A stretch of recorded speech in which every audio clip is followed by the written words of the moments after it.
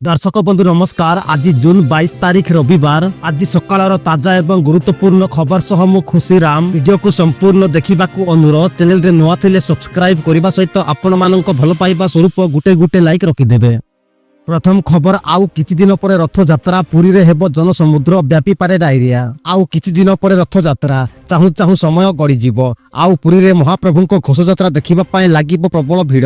हेले सबुठारु चिंतार विषय है कि एबे रथ यात्रा को खारिछि डायरिया भय। पुरी को विभिन्न जिल्ला रु छुटीबो भक्तंको सुओ। एकाठी हेबे हजार हजार श्रद्धालु। समस्त समान पानी व्यवहार करिवे आउ समान शौचालय मध्य। सेते बेले जदि डायरिया व्यापे ताहेले तो पूरा राज्य रे डायरिया निजर काया विस्तार करिदेबो। तेबे सरकारक पई एहा एक बड़ चैलेंज होई पारे।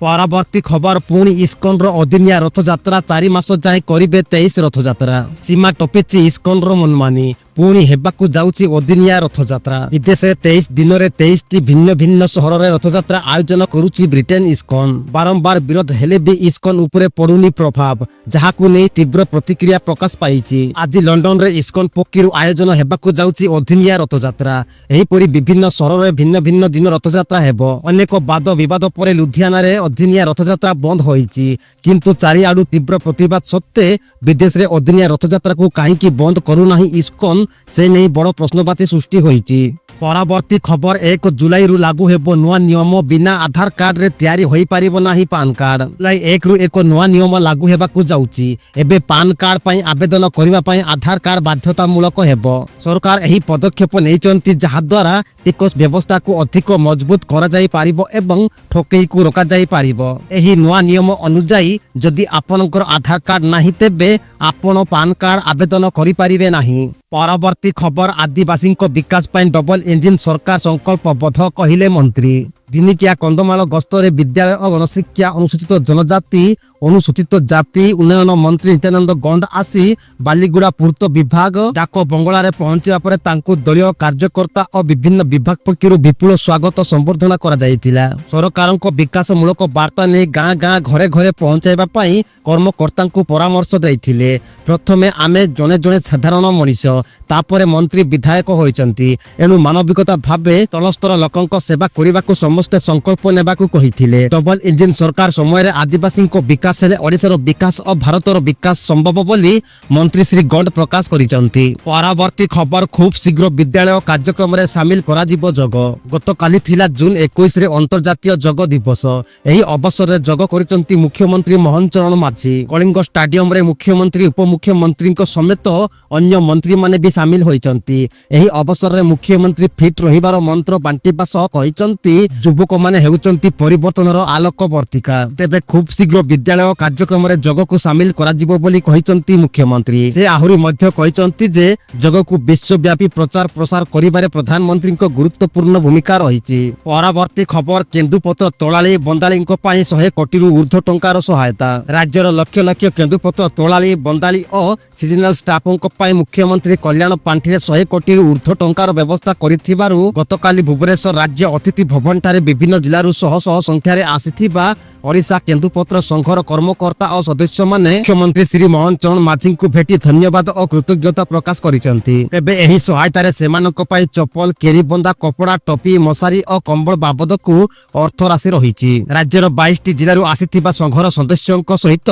आलोचना करी मुख्यमंत्री कहिसंती जे राज्य सरकार आपनक विकास और कल्याण पई तत्पर अछंती। परवर्ती खबर विधवा वृद्ध एवं दिव्यांगक पेंशन वृद्धि एबे प्रति मासरे मिलिबो एतिकी टंका। राज्य सरकार बड़ निष्पत्ति। बिहार रे हेबाकू थिबा विधानसभा निर्वाचन पूर्वरु नीतीश सरकार बड़ घोषणा। राज्य सरकार पक्षरु दिया जाउथिबा सामाजिक सुरक्षा पेंशन योजना राशि को बढ़ाई दिया जाइछि। वयस्क विधवा एवं दिव्यांग को मासिक पेंशन भावे 400 टंका रु बढ़ाई 1100 टंका कर दिया जाइछि। नीतीश कुमार एक्स पोस्ट रे लिखिसंती मु घोषणा करी खुशी हेउछि जे सामाजिक सुरक्षा पेंशन योजना अधीन रे समस्त वृद्ध जन दिव्यांग एवं विधवा महिला को एबे प्रति मासरे 400 टंका बदल रे 1100 टंका पेंशन मिलिबो। परवर्ती खबर आयुष्मान रे मिलुनी औषध राज्य बाहरु फेरुचंती रोगी। नवीन सरकार अमल रे बीएसकेवाई योजना राज्यर स्वास्थ्य सेवा क्षेत्र रे एक जुगांतकारी परिवर्तन आनिथिला। विशेष करी ସେହିପରି ଗରିବ ଶ୍ରେଣୀର ରୋଗୀ ଏଥିରୁ ବହୁ ଉପକୃତ ହୋଇପାରୁଥିଲେ।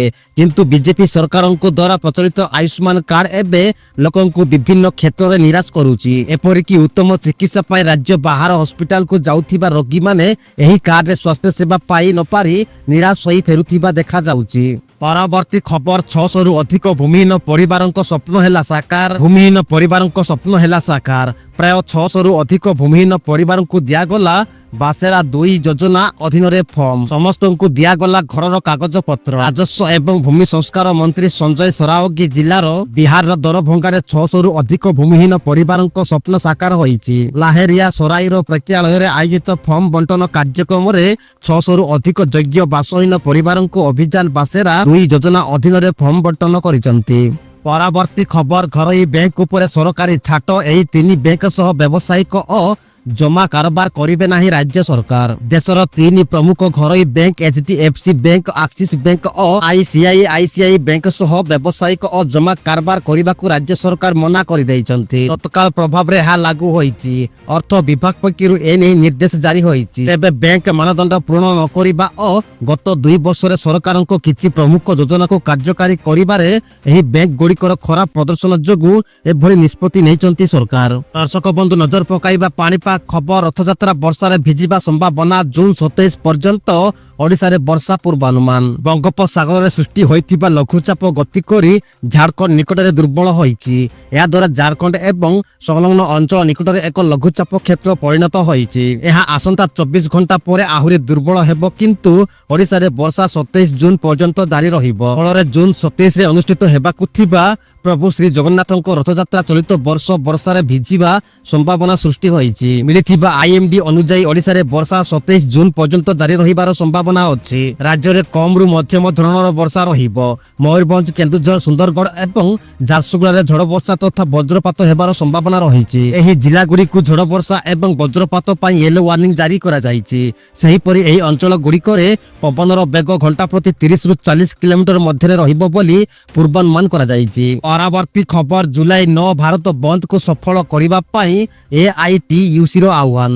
AITUC ପରିବର୍ତ୍ତିତ ରାଜ୍ୟ କାର୍ଯ୍ୟକାରୀ କମିଟି ବୈଠକ ରାଜ୍ୟ ସଭାପତି ଅଶୋକ ଦାସଙ୍କ ଅଧ୍ୟକ୍ଷତାରେ ଅନୁଷ୍ଠିତ ହୋଇଯାଇଛି। ବିଭିନ୍ନ ଦାବି ନେଇ କେନ୍ଦ୍ରୀୟ ଶ୍ରମିକ ସଂଗଠନ ଓ ସ୍ୱାଧୀନ ଫେଡେରେସନ ଦ୍ୱାରା 9 ଜୁଲାଇ ଦେଶବ୍ୟାପୀ ଧର୍ମଘଟ ଡାକରା ଦିଆଯାଇଛି। ଏହାର ସଫଳତା ପାଇଁ ବ୍ୟାପକ ପ୍ରଚାର କରିବାକୁ ଜିଲ୍ଲାସ୍ତରୀୟ ମିଳିତ କନଭେନସନ ସଭା ସମିତି ସଂଗଠନ ପାଇଁ ରାଜ୍ୟ ସାଧାରଣ ସମ୍ପାଦକ ବିଜୟ ଜେନା ଆଗତ କରିଥିବା ପ୍ରସ୍ତାବ ଉପସ୍ଥିତ ସଦସ୍ୟମାନଙ୍କ ଦ୍ୱାରା ଆଲୋଚନା ହୋଇ ନିଷ୍ପତ୍ତି ନିଆଯାଇଛି।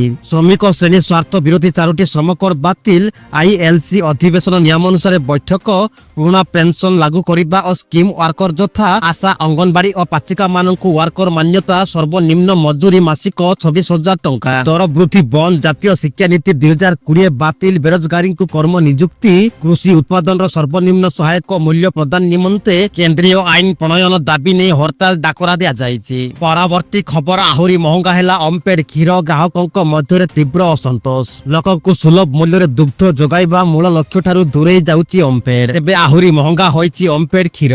ଓଡ଼ିଶା ରାଜ୍ୟ ସମବାୟ କ୍ଷୀର ଉତ୍ପାଦକ ମହାସଂଘ କ୍ଷୀର ଦାମ 2 ଟଙ୍କା ବୃଦ୍ଧି କରିଛି। ଅର୍ଥାତ୍ ପ୍ରିମିୟମ ଓ ଟନ୍ସ କ୍ଷୀର ଲିଟରର କମ୍ପାନୀ 2 ଟଙ୍କା ବୃଦ୍ଧି କରିଥିବା ବେଳେ ଓମଫେଡ ଗୋଲ୍ଡ କ୍ଷୀର ଲିଟରରେ 4 ଟଙ୍କା ବୃଦ୍ଧି କରାଯାଇଛି। ତେବେ ନୂଆ ଦାମ ବୃଦ୍ଧି ନେଇ ଗ୍ରାହକଙ୍କ ମଧ୍ୟରେ ତୀବ୍ର ଅସନ୍ତୋଷ ଦେଖାଦେଇଛି।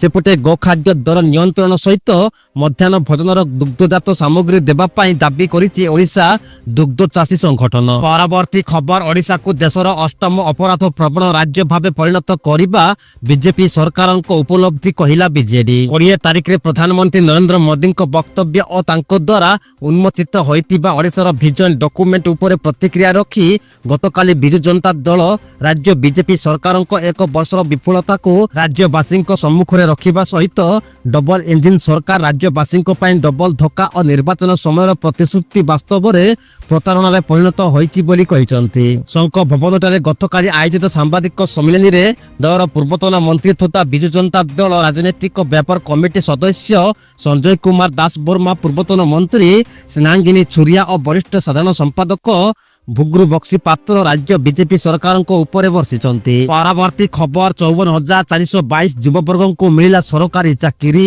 ଆଗକୁ ଆହୁରି ଚାକିରି ଦେବାକୁ ପ୍ରସ୍ତୁତ ହେଉଛନ୍ତି ସରକାର। ରାଜ୍ୟର ମୋଟ 54,422 ଯୁବବର୍ଗଙ୍କୁ ମିଳିଲା ସରକାରୀ ଚାକିରି।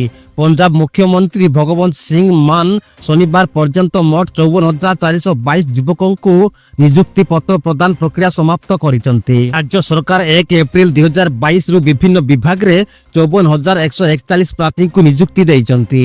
ବର୍ତ୍ତମାନର ଏହି ସଂଖ୍ୟା ଏବେ 54,422ରେ ପହଞ୍ଚିଛି।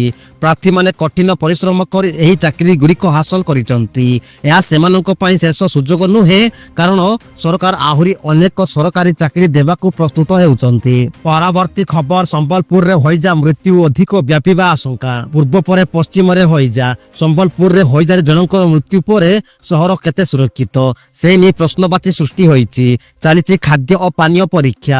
ପରିବେଶର ପରିଷ୍କାର ପରିଚ୍ଛନ୍ନତା ରକ୍ଷା ଓ ବିଶୋଧନ ଉପରେ ଦୃଷ୍ଟି ଦିଆଯାଉଛି। ନଗରରେ ହଇଜା ଅଧିକ ବ୍ୟାପିବା ନେଇ ଆଶଙ୍କା ପ୍ରକାଶ ପାଇଛି। ହଇଜାରେ ଧନ କରୋଡ଼ାରେ ଜଣଙ୍କର ମୃତ୍ୟୁ ପରେ ସମ୍ବଲପୁରବାସୀ ଚିନ୍ତାରେ ପଡ଼ିଛନ୍ତି। ପରବର୍ତ୍ତୀ ଖବର LICର ନୂଆ ସ୍କିମରେ ଶସ୍ତା ହେଲା ହୋମ ଲୋନ। ଘର କରିବାର ସ୍ୱପ୍ନ ପୂରଣ ହେବ ମାତ୍ର ଏତିକି ସୁଧରେ। LIC ହାଉସିଂ ଫାଇନାନ୍ସ ଏହାର ନୂତନ ଗୃହ ଋଣ ଗ୍ରାହକମାନଙ୍କୁ ଏକ ବଡ଼ ଆଶ୍ୱସ୍ତି ଦେଇଛି। LIC ସୁଧ ହାରରେ 0.50% ଅର୍ଥାତ୍ 50 ବେସିସ୍ ପଏଣ୍ଟ ହ୍ରାସ କରିଛି। ଏବେ ନୂତନ ଗୃହ ଋଣର ସୁଧ ହାର 7.50%ରୁ ଆରମ୍ଭ ହେବ। ଏହା ହାର 19 ଜୁନ 2025ରୁ କାର୍ଯ୍ୟକାରୀ ହୋଇଛି, ଯାହାକୁ କମ୍ପାନୀର 36ତମ ପ୍ରତିଷ୍ଠା ଦିବସ ସହିତ ଲାଗୁ କରାଯାଇଛି। RBIର କଟକଣାର ପ୍ରଭାବ ଗ୍ରାହକମାନଙ୍କୁ ମିଳିବ ଲାଭ। ଏହି କଟକଣା ଏପରି ସମୟରେ ଘୋଷଣା କରାଯାଇଛି ଯେତେବେଳେ ଭାରତୀୟ ରିଜର୍ଭ ବ୍ୟାଙ୍କ RBI ଫେବୃଆରୀ 2025 ପରଠାରୁ ରେପୋ ହାରରେ ମୋଟ 100 ବେସିସ୍ ପଏଣ୍ଟ ହ୍ରାସ କରିଛି। ପରବର୍ତ୍ତୀ ଖବର ବିଶାଖାପାଟଣାରେ ଯୋଗ କଲେ PM ମୋଦି। କହିଲେ ବିଶ୍ୱ ପାଇଁ ଯୋଗ ଏକ ପଜ ବଟନ ଭଳି। ଗତକାଲି ସାରା ବିଶ୍ୱ ପାଳିଛି 11ତମ ଯୋଗ ଦିବସ। ପ୍ରଧାନମନ୍ତ୍ରୀ ନରେନ୍ଦ୍ର ମୋଦି ମଧ୍ୟ ଏହି ଦିବସରେ ସାମିଲ ହୋଇ ବିଶାଖାପାଟଣାରେ 3 ଲକ୍ଷ ଏବଂ 40ଟି ଦେଶର କୂଟନୀତିଜ୍ଞ ସହିତ ମିଶି ଯୋଗ କରିଛନ୍ତି। ଏହି ଅବସରରେ ପ୍ରଧାନମନ୍ତ୍ରୀ ମୋଦି କହିଛନ୍ତି ଯେ ଯୋଗର ଅର୍ଥ ହେଉଛି ସଂଯୋଗ ସ୍ଥାପନା କରିବା ଏବଂ ଆଜି ଏହି ଯୋଗ ଦିବସ ମାଧ୍ୟମରେ କିପରି ସମଗ୍ର ବିଶ୍ୱ ଏକାଠି ହୋଇଛି ତାହାକୁ ଦେଖି ବହୁତ ଖୁସି ଲାଗୁଛି ବୋଲି ମୋଦି କହିଛନ୍ତି। ପରବର୍ତ୍ତୀ ଖବର ଇରାନର 40 UAV ଖସାଇଲା ଇସ୍ରାଏଲର ବାୟୁସେନା ଜାରି କଲା ଭିଡିଓ। ଇସ୍ରାଏଲି ବାୟୁସେନା IAF ଗତକାଲି ରାତିରୁ ଇରାନର ମାନବ ରହିତ ବାୟୁସେନା UAVକୁ ଖସାଇ ଦେଇଥିବା ଦାବି କରିଛି। ଇସ୍ରାଏଲର ବାୟୁସେନା ଏହାର ଏକ ଭିଡିଓ ମଧ୍ୟ ଜାରି କରିଛି। ଇସ୍ରାଏଲି ବାୟୁସେନା ଅନୁସାରେ ସାରା ରାତି ଇରାନ ଡ୍ରୋନ୍ ମାଡ଼ କରିଥିଲା। ସେଥିମଧ୍ୟରୁ 40ଟିକୁ ନଷ୍ଟ କରିଦିଆଯାଇଛି। ଅପରେସନ ଚାଇଜିଂ ଲାୟନ ଆରମ୍ଭ ହେବା ପରଠାରୁ 470ରୁ ଅଧିକ UAVକୁ ନଷ୍ଟ କରିଦିଆଯାଇଛି। ପ୍ରାୟ 99% ସଫଳତା ପାଇଛି ଇସ୍ରାଏଲ ବାୟୁସେନା ବୋଲି ଖବର ମିଳିଛି। ପରବର୍ତ୍ତୀ ଖବର ଆମେରିକାକୁ ହୁତି ବିଦ୍ରୋହୀଙ୍କ ଧମକ। କହିଲେ ଇରାନ ଉପରେ ଆକ୍ରମଣ କଲେ ପରିଣାମ ଭୋଗିବ ଯୁକ୍ତରାଷ୍ଟ୍ର ଆମେରିକା। ଇରାନ ସମର୍ଥିତ ୟେମେନର ହୁତି ବିଦ୍ରୋହୀମାନେ ଶନିବାର ଆମେରିକାକୁ ସିଧାସଳଖ ଚେତାବନୀ ଦେଇଛନ୍ତି। ଏନେଇ ହୁତି ସାମରିକ ମୁଖପାତ୍ର ବ୍ରିଗେଡିୟର ଜେନେରାଲ ୟାହିୟା ସାରି ଏକ ପୂର୍ବ ରେକର୍ଡ ହୋଇଥିବା ଭିଡିଓ ବିବୃତ୍ତି ଜାରି କରି କହିଛନ୍ତି ଯେ ଯଦି ଆମେରିକା ଇସ୍ରାଏଲି ସହ ମିଶି ଇରାନ ବିରୁଦ୍ଧରେ ଆକ୍ରମଣରେ ଜଡ଼ିତ ହୁଏ ତେବେ ଅମର ସଶସ୍ତ୍ର ବାହିନୀ ଲାଲ ସାଗରରେ ତାର ଜାହାଜ ଏବଂ ଯୁଦ୍ଧପଥଗୁଡ଼ିକୁ ଟାର୍ଗେଟ କରିବ। ପରବର୍ତ୍ତୀ ଖବର ବିଶ୍ୱର ପ୍ରଥମ HIV ପ୍ରତିରୋଧକ ଇଞ୍ଜେକ୍ସନକୁ ଆମେରିକା FDIର ମଞ୍ଜୁରୀ। HIV ଏକ ବିପଦପୂର୍ଣ୍ଣ ଭାଇରସ। ଆଜି ପର୍ଯ୍ୟନ୍ତ HIV ସଂକ୍ରମଣକୁ ସମ୍ପୂର୍ଣ୍ଣ ଭାବରେ ଆରୋଗ୍ୟ କରିବା ପାଇଁ କୌଣସି ଔଷଧ କିମ୍ବା ଟିକା ତିଆରି ହୋଇନାହିଁ। ତେବେ ଆଶ୍ୱସ୍ତିକର କଥା ହେଉଛି ଚିକିତ୍ସା ବିଜ୍ଞାନ ଏହି ଭାଇରସକୁ ରୋକିବାରେ ଏକ ବଡ଼ ସଫଳତା ହାସଲ କରିଛି। ବିଶ୍ୱର ପ୍ରଥମ HIV ପ୍ରତିରୋଧକ ଇଞ୍ଜେକ୍ସନକୁ ଆମେରିକା FDIର ମଞ୍ଜୁରୀ ଦେଇଛି। ବନ୍ଧୁ ଏବେ ଦେଖିବା ଶେଷ ଖବର। ଶତକ ପରେ ଓଲଟା ଶୂନ୍ୟ ମାରି ଡେଇଁଲେ ପନ୍ତ। ଲିଡ୍ସ ଟେଷ୍ଟରେ ଦୃଢ଼ ସ୍ଥିତିରେ ଭାରତ। ଲିଡ୍ସରେ ଚାଲିଥିବା ଇଂଲଣ୍ଡ ବିପକ୍ଷ ଟେଷ୍ଟ ମ୍ୟାଚରେ ଭାରତ ଦୃଢ଼ ସ୍ଥିତିରେ ରହିଛି। ତୃତୀୟ ଦିନ ଖେଳ ଜାରି ରହିଥିବା ବେଳେ ଭ୍ରମଣକାରୀ ଦଳ 5 ୱିକେଟ ହରାଇ 449 ରନ୍ ସଂଗ୍ରହ କରିଛି। 105 ଓଭରରେ ଦଳ ଏହି ରନ୍ ସଂଗ୍ରହ କରିଥିବା ବେଳେ ଋଷଭ ପନ୍ତ ଶତକ ହାସଲ କରି ଦଳକୁ ବଡ଼ ସ୍କୋର ଅଭିମୁଖେ ଆଗେଇ ନେଇଛନ୍ତି। ତେବେ ଦର୍ଶକ ବନ୍ଧୁ ଆଜି ସକାଳର ଖବର ଏତିକି। ଖବର ଗୁଡ଼ିକ କେମିତି ଲାଗିଲା କମେଣ୍ଟରେ ମତାମତ ଦେବା ସହ ଚ୍ୟାନେଲରେ ନୂଆ ଥିଲେ ସବସ୍କ୍ରାଇବ କରିବା ସହିତ ଆପଣମାନଙ୍କ ଭଲ ପାଇବା ସ୍ୱରୂପ ଗୋଟେ ଲାଇକ୍ ରଖିବାକୁ ଭୁଲନ୍ତୁ ନାହିଁ। ନମସ୍କାର, ଜୟ ହିନ୍ଦ।